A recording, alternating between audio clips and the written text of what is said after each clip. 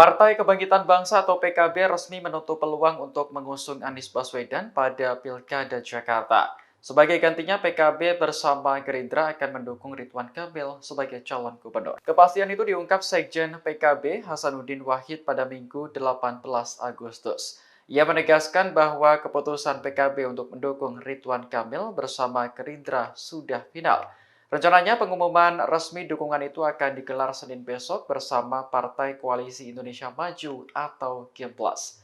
Sebelumnya, PKB Jakarta mendeklarasikan dukungan untuk Anies pada Juni lalu.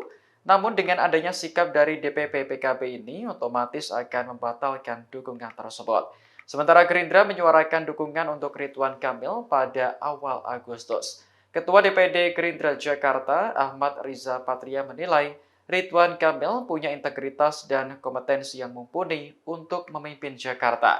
Ia menyinggung keberhasilan Ridwan Kamil mulai saat menjadi wali kota Bandung hingga gubernur Jawa Barat.